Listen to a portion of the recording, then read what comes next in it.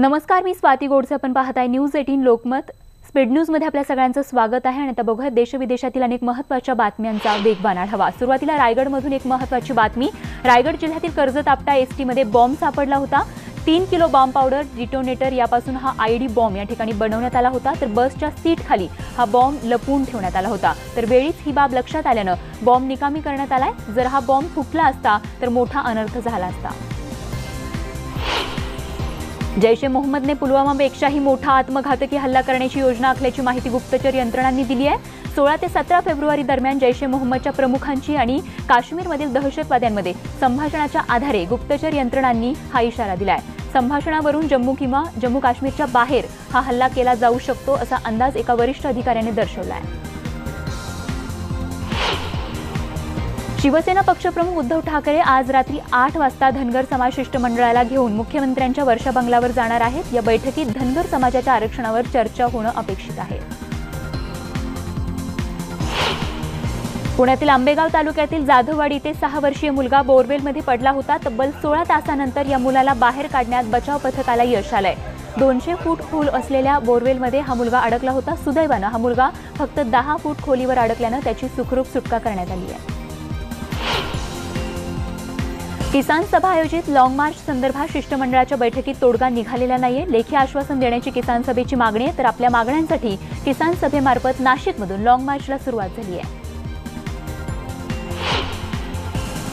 तर आजपासून 12वीच्या परीक्षा सुरू होत आहेत. राज्यातले 14,91,306 विद्यार्थी यावर्षी 12वीची परीक्षा देत आहेत. राज्यभर एकूण 2,957 केंद्रांवर ही परीक्षा सुरू होतीये. तर परीक्षा केंद्रावर अर्धा तास आधी उपस्थित राहण्याचं विद्यार्थ्यांना आवाहन करण्यात आलं आहे.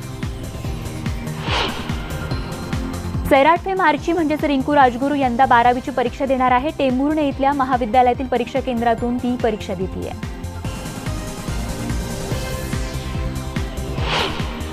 मनसेने सेना भाजप युतीवर टीका करणारं पोस्टर सेना भवनासमोर लावलंय. या पोस्टरमध्ये सिंहानं वाघाची गळाभेट सत्ता करण्यासाठी युती केली असा टोला लगावलाय. पाकिस्तानला एकटं पाडण्याची कूटनीती वगैरे ठीक आहे, पण एकटा मसूद अझहर हिंदुस्थानला त्रास देतोय त्याचा कायमचा नाश करा की मतदानाच्या आदल्या दिवसापर्यंत त्या कारवाईची वाट बघायची. माझंही मन संतापाने पेटले असं पंतप्रधान मोदी सांगतात. या पेटलेल्या संतापाचा वणवा पाकिस्तानात भडकलेला दिसू द्या असं सामनाच्या अग्रलेखातून सांगण्यात आलंय. लोकमतच्या महाराष्ट्रीयन ऑफ द इयरच्या व्यासपीठावर राजकीय क्षेत्रातील दिग्गजांची चौफेर टोलेबाजी बघायला मिळाली. यावेळी युतीच्या घोषणेनंतर मुख्यमंत्री आणि शिवसेना पक्षप्रमुख उद्धव ठाकरे पुन्हा एकदा एकाच व्यासपीठावर बघायला मिळाले. यावेळी रितेश देशमुख यांच्या युतीच्या दिलजमाई संदर्भातील प्रश्नांना उत्तर देताना मुख्यमंत्र्यांनी युतीचं गुपित उलगडलंय. मातोश्रीवरील रश्मी ठाकरे यांनी केलेल्या खिचडी आणि वड्यांच्या पाहुणचारामुळे युतीची दिलजमाई झाल्याचं मिश्किल उत्तर मुख्यमंत्र्यांनी दिलंय. यावेळी बोलत असताना शिवसेना आणि आम्ही महाराष्ट्र आणि देशाच्या हितासाठीच पुन्हा एकत्र आल्याचं मुख्यमंत्र्यांनी स्पष्ट केलं. तसंच 2019 मध्ये राज्यात युतीचं सरकार येईल असा विश्वासही मुख्यमंत्र्यांनी यावेळी बोलून दाखवल्याचं पुन्हा एकदा अधोरेखित केलं.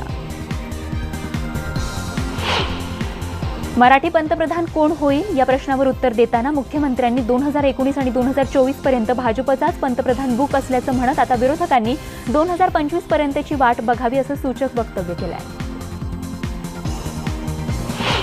याच सोहळ्यात उद्धव ठाकरेंना पॉवर आयकॉन या पुरस्कारानं गौरवलं गेलंय. या निमित्तानं बोलताना युती झाल्यानंतर 2 दिवस झाले काय बोलावं हेच सुचत नाही अशी प्रतिक्रिया उद्धव ठाकरेंनी दिली आहे. भाजप सेना युतीवरून विरोधकांनी टीकेची झोड उठवलेली असतानाच उद्धव ठाकरेंनी विरोधकांना चोख प्रत्युत्तर दिलं. युती संदर्भात जी टीका करायची आहे ती करून घ्या, निवडणुकीच्या रिंगणात उतरल्यावर बघतो अशा शब्दांमध्ये उद्धव ठाकरेंनी विरोधकांना इशारा दिला आहे. तर या पुरस्कार सोहळ्यात दमदार अभिनयासाठी अभिनेत्री दीपिका पदुकोणला महाराष्ट्रीयन ऑफ द इयर या पुरस्कारानं सन्मानित करण्यात आलाय. अभिनेता रितेश देशमुखला देखील Lokmat Maharashtrian of the year पुरस्कारानं सन्मानित करण्यात आलं. तर बॉलिवूडचा दमदार अभिनेता विकी कौशलला देखील Lokmat Maharashtrian of the year पुरस्कारानं यावेळी गौरवण्यात आलं. युती झाल्यावर शिवसेनेला डिवचण्यासाठी राष्ट्रवादीनं होर्डिंग लावले होते आणि त्यालाच आता शिवसेनेनं देखील प्रत्युत्तर दिलंय. सेना भाजप युती ही हिंदुत्वासाठी आणि देशप्रेमासाठी केली असं या होर्डिंगवर म्हटलंय. मुंबई पाठोपाठ पुणे काँग्रेसमध्येही नाराजीचं वारं वाहू लागल्याचं बघायला मिळतंय। बाहेरच्या व्यक्तीला पुण्याचं तिकीट देऊ नका असं पत्रच ज्येष्ठ नेते उल्हास पवार यांनी राहुल गांधींना लिहिलंय। मनसे अध्यक्ष राज ठाकरे यांनी व्यंगचित्रकार विकास सबनीस यांच्या पुरस्कार सोहळ्याला उपस्थिती लावली। यावेळी राज ठाकरे यांनी देखील स्वतः व्यंगचित्र काढलं। भाजप आणि शिवसेनेची युती झाल्यानंतर आता नव्या वादानं तोंड वर काढलंय। मुख्यमंत्री कुणाचा होणार यावरून सध्या वाद निर्माण झाल्याचं बघायला मिळतंय। बघूया पुढची बातमी। अवैध वाळू उपसा करून बेदरकारपणे चालणाऱ्या ट्रॅक्टर खाली चिरडून 2 शाळकरी मुलांचा दुर्दैवी जागीच मृत्यू झालाय। जळगाव जिल्ह्यातील यावल तालुक्यातील आडगाव कासारखेडा फाट्यावरचा हा अपघात आहे। या अपघात झाल्यानंतर ट्रॅक्टर चालकाने घटनास्थळाहून पळ काढला, त्यामुळे संतप्त जमावाने ट्रॅक्टर पेटवून दिलाय। कुलाबा वांद्रे सिप्स मुंबई मेट्रो 3 मार्गिकेच्या पॅकेज 6 मधील छत्रपती शिवाजी महाराज आंतरराष्ट्रीय विमानतळ T2 ते सहारा रोड दरम्यानचा 692 मीटर लांबीचा बोगदा बुधवारी पूर्ण करण्यात आला। सर्वात महत्त्वाचं म्हणजे या स्थानकाच्या जवळून जाणाऱ्या तानसा जलवाहिनीला धक्का न लावता हे काम पूर्ण झालंय।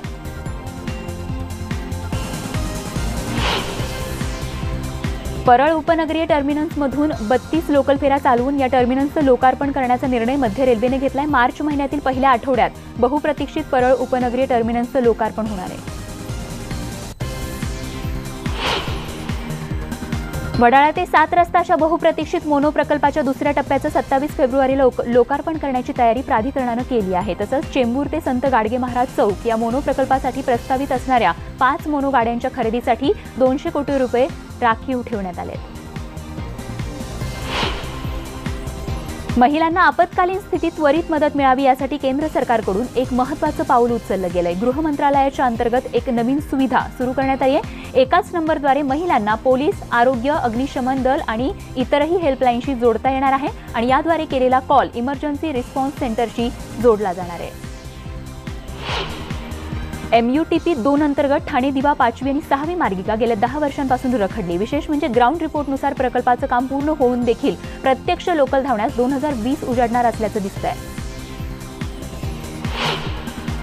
आगामी वर्षाचा अर्थसंकल्प ठाणे महानगरपालिकेचे आयुक्त संजीव जयस्वाल यांनी स्थायी समितीकडे सादर केलाय। शहरांतर्गत मेट्रो, BRTS, जलवाहतूक, शहरामध्ये रस्ते आणि उड्डाणपुलांचं जाळं विस्तारण्याचा प्रयत्न या बजेटमध्ये करण्यात आला आहे।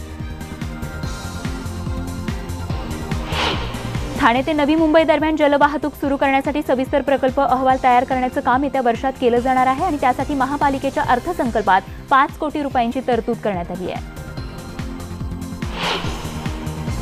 धारावी प्रकल्पासाठी आतापर्यंत 2 वेळा जागतिक पातळीवर निविदा जारी करण्यात आल्या, परंतु त्यामध्ये अपयश आलंय। वस्तू आणि सेवा कराच्या परताव्यामुळे राज्याला 7 वर्षांच्या कालावधीत 3000 कोटींचा फटका बसणार आहे। शासनाच्या विविध विभागांतर्गत येणाऱ्या अनुदानित संस्थांमधील विद्यार्थ्यांसह इतर अनुदानित संस्थांमधील बालक, वृद्ध, दिव्यांग आदी प्रवेशितांच्या परिपोषण अनुदानात वाढ करण्याचा निर्णय मंत्रिमंडळाच्या बैठकीत घेण्यात आलाय। यावर्षी 2011 नंतर प्रथमच परिपोषण अनुदानात भरीव वाढ करण्यात येत असून ही वाढ 1 फेब्रुवारी 2019 पासून लागू करण्यात आली आहे। टेबल नसल्यामुळे चक्क 350 संगणकाचा वापरच मुंबई सेंट्रलमधील महापालिकेच्या न्याय रुग्णालयात करण्यात आलेला नाहीये, अशी धक्कादायक कबुली प्रशासनानं स्थायी समितीच्या बैठकीत दिली आहे। जुने संगणक धुळखात असताना देखील आता 7 कोटी रुपयांचा नवीन संगणक खरेदी करण्याचा देखील प्रस्ताव यावेळी मांडण्यात आला आहे। केंद्र सरकारने लॉटरीवर लादलेल्या 28% करामुळे लाखो लॉटरी विक्रेते बेरोजगार झाल्याचा आरोप शिवसेना लॉटरी विक्रेता सेनेनं केला। याआधी लॉटरीवर असलेल्या 2% करामुळे 8 लाखांहून अधिक विक्रेत्यांना रोजगार तर ग्राहकांना तिकीट लागण्याचं प्रमाण 90% होतं। झोमॅटोवरून ऑनलाईन बिर्याणी ऑर्डर करणं एका तरुणाला चांगलंच महागात पडलंय। बिहारमधून कोलकाता या शहरात फिरण्यासाठी आलेल्या तरुणानं झोमॅटोवरून बिर्याणी ऑर्डर केली होती, परंतु ही ऑर्डर रद्द करण्यासाठी त्याला कस्टमर केअरनं एक ॲप डाउनलोड करण्यास सांगितलं आणि त्या तरुणाच्या खात्यातून तब्बल 50,000 रुपये गेल्याचा धक्कादायक प्रकार उघडकीस आला आहे। राज्यात सर्वच ठिकाणी कमाल आणि किमान तापमानात लक्षणीय वाढ होत असल्यानं थंडीचे दिवस सरून आता उन्हाळ्याची चाहूल लागली। काही ठिकाणी आता रात्रीची थंडी ही गायब होत असून दुपारी उन्हाच्या झळा जाणवायला सुरुवात झाली आहे। तर तिकडे पुणे शहरात तापमानाचा पारा थेट 37.5 अंश सेल्सिअसवर जाऊन पोहोचल्यानं रणरणत्या उन्हासाठी आता पुणेकरांना सज्ज होण्याचा इशारा देण्यात आलाय। पुण्यामध्ये गेल्या 10 वर्षातील या दिवसाचं उच्चांकी कमाल आणि किमान तापमान जास्त असल्याचं या ठिकाणी नोंदवलं गेलं आहे।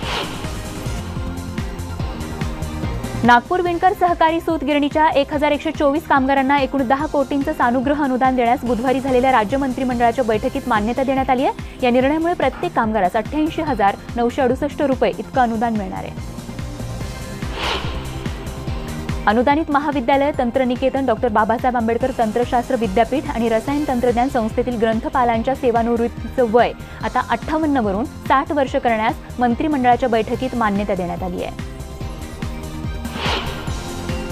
महाराष्ट्र राज्याचे अधिवासी असलेल्या भारताच्या सैन्य दलातील शौर्य किंवा सेवा पदक धारकांना एकापेक्षा जास्त पदकं प्राप्त झाल्यास महाराष्ट्र गौरव पुरस्कार योजनेअंतर्गत त्यांच्या सर्वच पदकांना स्वतंत्र अनुदान देण्यास बुधवारी झालेल्या मंत्रिमंडळ बैठकीत मान्यता देण्यात आली आहे। मनसे वाहतूक सेनेचे सरचिटणीस नितीन नांदगावकर यांना मुंबई पोलिसांनी 2 वर्ष तडीपारीची नोटीस बजावली आहे। पासपोर्ट घोटाळा, ड्रग्ज विकणारी टोळी, रिक्षाचालकांची दादागिरी नांदगावकरांनी अनेकदा समोर आणली आहे, मात्र त्यासाठी कायदा हातात घेतल्याचा ठपका त्यांच्यावर ठेवण्यात आला आहे। यापुढे लाच प्रकरणी पकडले गेल्यास बडतर्फच केलं जाईल असं मुंबई पोलीस आयुक्त सुबोध जयस्वाल यांनी स्पष्ट केलंय। मुंबई पोलीस आयुक्तालय आणि प्रादेशिक मुख्यालयामधून प्रतिबंधात्मक उपायांची या संदर्भात आखणी आता सुरू झाली आहे। मुंबईतील सोमय्या विद्याविहार युनिव्हर्सिटी या स्वयंअर्थसहाय्यित विद्यापीठाच्या स्थापनेस 2019-20 या शैक्षणिक वर्षापासून मान्यता देण्यात आली आहे। आगामी अधिवेशनात या संदर्भातील विधेयक मांडण्यासही मंत्रिमंडळानं मंजुरी दिली आहे। पुणे जिल्ह्यातील अंबी तळेगावमधील डी.वाय. पाटील युनिव्हर्सिटी या स्वयंअर्थसहाय्यित विद्यापीठाच्या स्थापनेसही मंत्रिमंडळाच्या बैठकीत मान्यता देण्यात आली आहे आणि या विद्यापीठाची स्थापना करण्यासंदर्भात विधेयकाच्या मसुद्यासही मंजुरी देण्यात आली आहे। नागपूरच्या नरेंद्रनगर भागात रेडिसन ब्रिजजवळ बसला अपघात झाला। ब्रेक फेल झाल्यानंतर चालकानं प्रसंगावधान दाखवत रोडच्या बाजूला असलेल्या झाडाला आणि गेटला बस ठोकली। या अपघातात बसमधील 5 प्रवासी जखमी झाल्याचं कळत आहे। केंद्र सरकार, राज्य सरकार आणि इतर संबंधित प्रतिवादींनी दीक्षाभूमीच्या सर्वांगीण विकासावर 8 आठवड्यांमध्ये उत्तर सादर करावं असे निर्देश मुंबई उच्च न्यायालयाच्या नागपूर खंडपीठानं बुधवारी दिले। कोणताही नवीन कर आणि कर वाढ नसलेला 2019-20चा 3,861.88 कोटी रुपयांचा अर्थसंकल्प बुधवारी ठाणे महापालिकेच्या आयुक्तांनी स्थायी समितीपुढे सादर केलाय। पुढच्या 2 वर्षांमध्ये ठाणे शहराचा चेहरा मोहरा बदलणारं क्लस्टर डेव्हलपमेंट अंतर्गत जलवाहतूक, PRTS, मेट्रो, ग्लोबल हब हे सर्व प्रकल्प पूर्ण होण्यासाठी घसघशीत तरतूद या ठिकाणी करण्यात आल्यानं यंदाचा अर्थसंकल्प हा विकासाची संकल्पपूर्ती करणारा असल्याचं बोललं जात आहे। देशातील पायाभूत सुविधा प्रकल्पांना मोठ्या प्रमाणावर अर्थपुरवठा करणाऱ्या ILFS थकीत कर्जाप्रकरणी ईडीनं काल छापे मारले।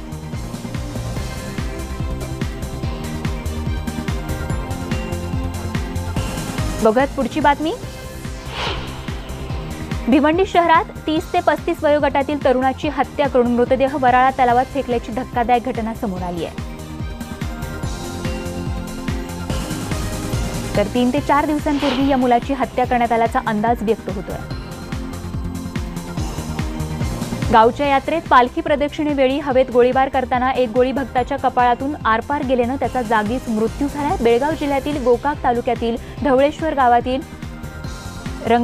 रंगेश्वर देवाच्या उत्सवात ही दुर्घटना घडली आहे। मनमाड शिर्डी मार्गावर पिंपळगाव जलाल टोलनाक्याजवळ बिबट्याचा मृतदेह आढळून आलाय। वाहनाच्या धडकेत या बिबट्याचा मृत्यू झाल्याचा अंदाज व्यक्त केला जातोय। लोणार तालुक्यातील चोरपांगरामधल्या शहीद जवान यांच्या कुटुंबाला दिलेला 50 लाखांचा धनादेश प्रशासनानं परत घेतल्याचा प्रकार समोर आला होता आणि चेक परत का घेतले याची माहिती कुटुंबाला दिली नसल्यानं वादळ उठलं होतं। मात्र खात्यात तरतूद नसल्यानं हा चेक परत घेण्यात आला होता असं स्पष्टीकरण बुलढाणा जिल्ह्याचे पालकमंत्री मदन येरावार यांनी दिलं आहे। पुलवामा इथल्या शहीद जवानांना अकोल्यातील सातव चौकामध्ये मेणबत्त्या पेटवून श्रद्धांजली वाहण्यात आली। यावेळी सामान्य नागरिकांबरोबरच पोलीस प्रशासनाच्या अधिकारी कर्मचाऱ्यांनी देखील यावेळी शहीद जवानांना श्रद्धांजली वाहिली। भुसावळ शहरात डॉक्टर बाबासाहेब आंबेडकर मैदानावर मुख्यमंत्री देवेंद्र फडणवीसांच्या हस्ते शहरातल्या विकास कामांचं उद्घाटन करण्यात येणार आहे। या निमित्तानं शहरातील रस्त्यावर स्वागत कमानी उभारण्यात आल्या। बातमी चीनमधून। चीनमध्ये 4थ्या चालक विरहित मेट्रोची चाचणी सुरू झाली आहे। चीनच्या शिचुआ प्रांतातील चेंगदू शहरात ही मेट्रो सुरू होणार आहे। विशेष म्हणजे इतर गाड्यांमध्ये जिथे चालक बसतात तिथे देखील प्रवाशांना जाऊन व्ह्यू एन्जॉय करता येणार आहे। बांगलादेशमध्ये राजधानी ढाक्यात लागलेल्या भीषण आगीमध्ये 56 जणांचा मृत्यू झालाय, तर चौक बाजार भागात एका इमारतीत लागलेली ही आग 5 इमारतींमध्ये पसरत गेली, तर 50 जण यामध्ये जखमी झाल्याचं कळतंय. इमारतीमध्ये रसायनं आणि प्लास्टिकचा मोठा साठा होता, ज्यामुळे ही आग भडकल्याचं कळतंय. जोरदार बर्फवृष्टीचा फटका अमेरिकेतल्या विमानसेवेला बसतोय. तब्बल 70 उड्डाणं रद्द करावी लागली आहेत. आता बातम्या आहे आंतरराष्ट्रीय विश्वातून. दक्षिण कोरियाची स्मार्टफोन उत्पादक कंपनी सॅमसंगनं आपल्या फ्लॅगशिप स्मार्टफोनची नवीन गॅलेक्सी S10 सिरीजचे 3 फोन लॉन्च केलेत. अमेरिकेतील सॅन फ्रान्सिस्कोमध्ये आयोजित करण्यात आलेल्या अनपॅक 2019 इव्हेंटमध्ये कंपनीनं आपले नवीन फोन लॉन्च केलेत. बातमी क्रीडा विश्वातून. ऑस्ट्रेलिया संघ भारत दौऱ्यावर येत असून भारतीय संघाला भारतात नमवणं सोपं नसल्याची कल्पना ऑस्ट्रेलिया आहे. या दौऱ्यात ऑस्ट्रेलियन फलंदाजांना भीती आहे ती भारताच्या मनगटी फिरकी गोलंदाजांची. इंग्लंड आणि वेस्ट इंडिज यांच्यामध्ये 5 एकदिवसीय सामन्यांची मालिका खेळवण्यात येत आहे. पहिल्याच एकदिवसीय सामन्यात गेलनं 24वा एकदिवसीय शतक या ठिकाणी केलं आहे.